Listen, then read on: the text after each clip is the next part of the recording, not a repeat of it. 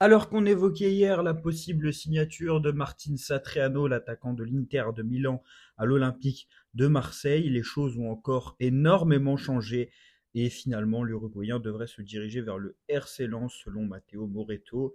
Comme quoi, chaque point quotidien d'analyse de l'actualité voit énormément d'évolution sur l'ensemble des dossiers. On se retrouve donc encore une fois pour une analyse quotidienne de l'actualité de Mercato de l'Olympique de Marseille avec l'analyse de tous les dossiers en voix off. Donc n'hésitez pas à vous abonner à la chaîne avant que cette vidéo ne commence et à liker la vidéo. Donc comme je l'ai dit, Martin Satriano, attaquant de l'Inter Milan qui était prêté à Brest la saison passée, dont on avait évoqué la possibilité d'une signature hier suite à la blessure de Fares Mumbagna, devrait s'engager vraisemblablement avec le RC Lens. C'est en tout cas ce que nous dit Matteo Moretto. On pouvait penser, suite à une information de Santiago qu'on avait évoquée hier, qu'il allait être la priorité de l'OM suite à la blessure de Fares Mumbagna.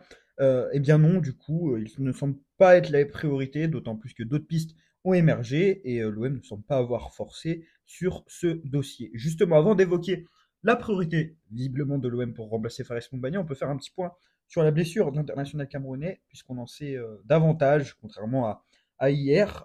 Donc Fares Mumbagna était sorti sur civière face à Brest. L'OM craignait une rupture du ligament croisé et malheureusement, Fares Moumbagna a bien connu une rupture du ligament croisé antérieur du genou droit. L'OM nous informe qu'une intervention chirurgicale a été programmée dans la semaine. La Provence, de son côté, en dit plus sur la possibilité de le voir être éloigné des terrains pendant une longue période, puisque le journal régional parle d'une durée de 6 mois. Et donc une grosse blessure qui était crainte pour Fares Moumbagna se confirme. Et c'est vraiment dommage parce que on était un peu à un tournant, je pense, de son aventure à l'Olympique de Marseille. Il est arrivé il y a 6 mois, il était assez critiqué. Sa préparation elle avait évolué dans le bon sens parce qu'il avait été mauvais au début et puis assez bon, voire même très bon sur la fin. Il avait un véritable rôle, selon moi, à jouer dans la rotation. On en a parlé tellement de fois. Et c'est vraiment dommage, surtout que c'est une blessure qui, je pense, pour un joueur de son gabarit, de son profil, qui a besoin qui a des appuis forts, qui est lourd, même qui a un profil physique qui est assez énorme, c'est le genre de blessure qui va faire mal malheureusement dans sa carrière. Et il faudra voir son retour. Et au-delà de sa saison, où il va vraisemblablement pas jouer, hein, c'est pas évident, hein, 6 mois c'est énorme, alors peut-être en février, peut-être en mars, c'est peut-être aussi sa carrière qui va prendre un sacré coup. En tout cas, grosse force et gros courage à Fares Mumbagna. Ça fait vraiment mal pour lui, ça fait vraiment mal également pour l'OM parce que je pense que c'est un profil qui aurait fait énormément de bien dans la rotation. En parlant de la blessure de Fares Mumbagna, on avait parlé de Martin Satriano. L'OM a une nouvelle priorité, ou a plutôt une priorité pour le remplacer parce qu'on ne savait pas si Martin Satriano était une priorité. Apparemment, il y aurait 3 pistes qui auraient été étudiées par l'OM selon l'équipe, mais la priorité de l'Olympique de Marseille à l'heure actuelle s'appellerait Neil Maupay. Le joueur d'Everton, en effet, serait pisté par l'Olympique de Marseille. Il est actuellement mis sur le marché par son club. Il était prêté la saison passée du côté de Brentford, où il avait déjà évolué, si je ne dis pas de bêtises, en Championship. Et la formule qui intéresserait l'OM, comme on l'avait dit hier, c'était celle d'un prêt. Et peut-être qu'avec Mimopé, on pourra avoir à celle d'un prêt avec option d'achat obligatoire. Et ça tombe bien, parce que du coup, Everton a déjà prêté la saison passée, et Everton pourrait le prêter à l'OM. Donc c'est une piste qui a été ouverte, surtout que le joueur et son entourage sont séduits, selon l'équipe, par le challenge marseillais. Piste assez intéressante, parce qu'on est quand même sur un joueur qui a des références en Angleterre, que ce soit en Championship ou en PL, il a quand même fait quelques stats, qui connaît très bien la Ligue 1, qui a été passé par l'OGC Nice.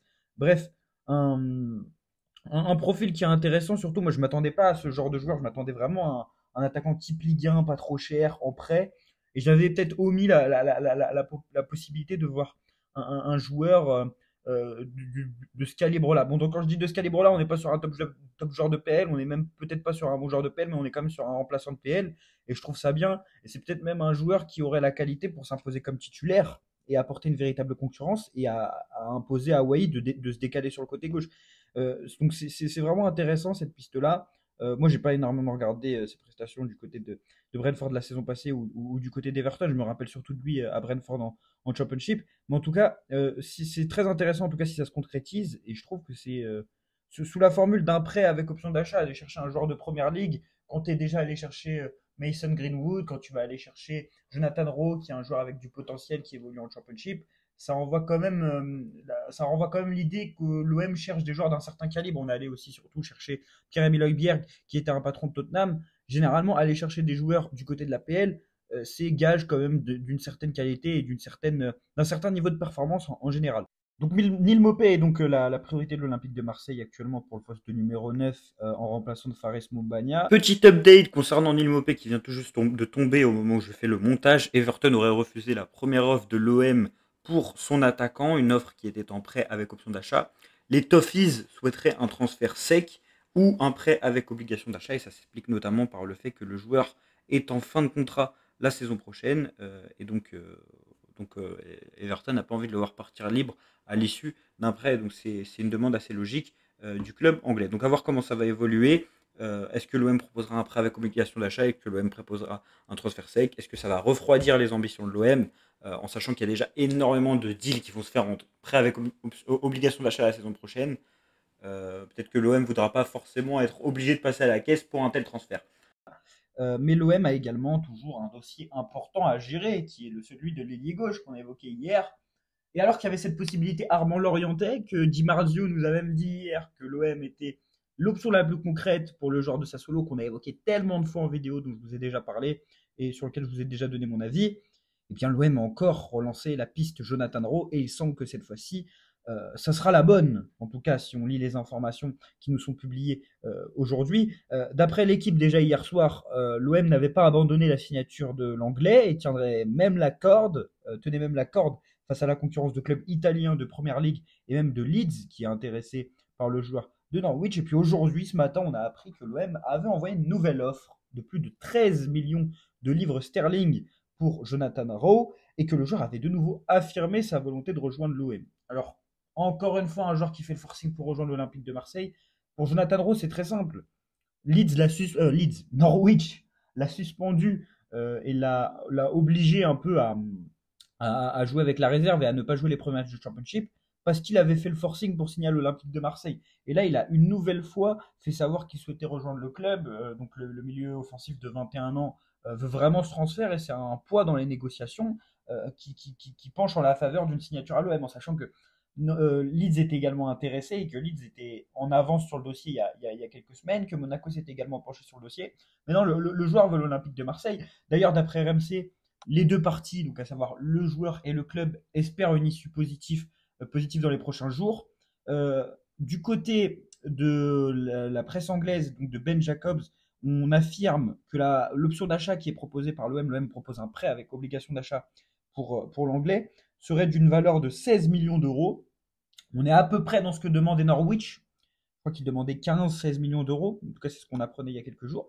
Et que l'OM est bel et bien optimiste pour conclure ce dossier. Donc ça peut être bouclé dans la prochaine semaine. On pourra même peut-être voir, on ne sait jamais, Jonathan Rowe sur le banc face à Reims dimanche. Donc potentiellement une nouvelle recrue en attaque et le titulaire en ailier gauche qui viendrait. Moi, je trouve en vérité que même si j'étais plus intéressé par Armand Lorienté parce que je le connaissais plus, avoir un nouveau joueur avec énormément de potentiel devant, polyvalent parce qu'il peut jouer 10, il peut jouer ailier gauche, il peut jouer ailier droit, avec du potentiel qui sort d'une belle saison en Championship, même si on a vu que la saison passée que le Championship n'était pas forcément le championnat avec le plus de garanties, alors que je viens de louer la Première Ligue il y a quelques minutes, c'est quand même très intéressant. On a un joueur polyvalent, plus il y a la concurrence avec Enrique qui a fait un bon début de match à Brest. Et peut-être qu'en termes de potentiel, Jonathan Rowe est au-dessus d'Armand Lorienté. Pour le niveau à l'heure actuelle, je pense que le français est toujours au-dessus parce qu'il est plus âgé. Mais voilà, en tout cas, intéressant de voir ce recrutement. Je pense que ça va se faire, si je dois donner mon avis. Parce que quand je vois que l'OM est optimiste, quand je vois que le joueur pousse, généralement quand le joueur pousse, que les positions ne sont pas trop éloignées, parce qu'il n'y a pas 10 millions de différence entre ce que demande Norwich et ce que l'OM est prêt à offrir, je pense véritablement que ça va se décanter dans les prochains jours. Et il y a même moyen qu'on ait un Here We Go de Fabrizio Romano dès ce soir ou même demain. Donc voilà, donc Ça va faire une recrue encore sympa à voir. Autre chose que j'ai oublié de souligner, c'est que je crois qu'il est ambidextre. Et donc ça va faire donc Mason Greenwood à droite qui est ambidextre et Jonathan Rowe qui est ambidextre, donc des côtés de feu pour l'Olympique de Marseille. Dernier point qu'on peut évoquer, c'est que la Provence et l'équipe aujourd'hui insistaient énormément sur la volonté de l'OM de vendre et d'acquérir des liquidités sur les derniers jours de mercato. Un autre joueur pourrait être concerné par un départ avant le 1er septembre, c'est Azdin Ounahi. Selon l'équipe, l'OM a reçu 2 offres le concernant. Une première qui a été refusée parce qu'elle ne satisfaisait pas le club olympien, c'est une offre de prêt de Las Palmas, et une deuxième qui ne satisfaisait pas le joueur et qui provenait du Moyen-Orient. Donc à voir aussi pour Ounahi si ça peut bouger dans les prochains jours. Apparemment, les lofters sont vraiment priés de partir et commencent à être accusés de faire exprès de ne pas vouloir partir pour rester à l'OM. L'OM commencerait à écouter les offres aussi pour Bamo Meïté et pour Amin Harit. On l'a déjà dit il y a plusieurs jours, mais là, ce serait même pressant. Et moi, il y a quelque chose qui me fait dire que Bamo Meïté va quitter l'Olympique de Marseille dans les prochains jours. Ce n'est pas une info, c'est un avis. Quand je vois que l'OM pousse pour le vendre, qui n'a pas forcément été utilisé à Brest de mémoire, peut-être que je dis une énorme bêtise, mais il n'était pas dans le 11 de départ. On était plutôt sur Murillo Lirola et sur Derek Cornelius en défense. Quand on a eu les informations comme quoi De Zerbi comptait pas forcément sur lui et que son profil n'était pas forcément idéal, mais surtout au vu de la résurgence d'une rumeur qu'on a depuis un mois, celle de la potentielle signature de Kylian Sildia. Selon Fabrizio Romano, l'OM espère boucler son transfert sous la forme d'un prêt avec option d'achat et aurait proposé une 3e offre à Fribourg le concernant. Je pense sincèrement que Bamouaité va quitter l'Olympique de Marseille. Parce que quel intérêt de recruter Kylian Sildia à son poste et donc d'empiler Murillo, Sildia, Meïté au poste d'arrière droit défenseur central. Donc vous pourriez me dire que oui, mais Bamo Meïté est défenseur central et qu'il pourrait jouer avec Cornelius, Valerdi et Brassier. Oh, mais quel serait l'intérêt pour l'OM d'avoir cette saison 4 défenseurs centraux, dont 3 qui ont absolument besoin de jouer? Brassier a été recruté comme titulaire, donc il va jouer. Balerdi est capitaine de l'équipe et il doit continuer de progresser, donc il va jouer. Et Meïté, justement, l'année dernière, il n'a pas eu beaucoup de temps de jeu. Moi, je le voyais dans ce poste hybride progresser, notamment sur la phase avec ballon, parce que je pense que c'était son gros axe de progression. Maintenant, Roberto De Zerbi juge que c'est un défaut. Roberto De Zerbi connaît mieux le football que nous. Mais assez déçu, parce que c'est un joueur chez qui je voyais des qualités défensives qui étaient évidentes et justement un axe de progression sur la phase avec ballon. Et je voyais Roberto De Zerbi un peu l'aider sur ce point-là. Roberto De Zerbi a jugé que c'était un point négatif et pas un point d'amélioration. Roberto De Zerbi connaît mieux le football que nous. Mais assez déçu quand on a déjà eu le cas Isaac Touré il y a maintenant un an, de voir Meïté partir lui aussi au bout d'un an. Alors que lui a plus joué et que lui a été vraiment à montrer des véritables qualités et que justement l'OM comptait sur lui cette saison. Et c'est ça qui est dommage. Maintenant, si le club juge qu'il est mieux et qu'il est préférable de partir sur Kylian Sildia, le club a certainement raison et on va voir ce qui va se passer en cette fin de mercato. En tout cas, je vous remercie d'avoir suivi cette vidéo d'actualité. Il y aura certainement des informations qui vont tomber dans les prochaines heures parce que le mercato, comme je l'ai dit hier, va être énormément animé sur les derniers jours. Donc n'hésitez pas à nous suivre sur l'ensemble de nos réseaux sociaux, Instagram, Twitter, même TikTok, pour ne rien manquer de l'actualité de l'Olympique de Marseille sur notre média, avec des analyses, des trades, tout ce dont vous avez besoin. Et nous avons justement sorti tout récemment un trade sur notre ami Jeffrey Delange, et il y en a un également qui est disponible sur notre ami Jonathan Rowe. On se dit à la prochaine, et allez l'OM!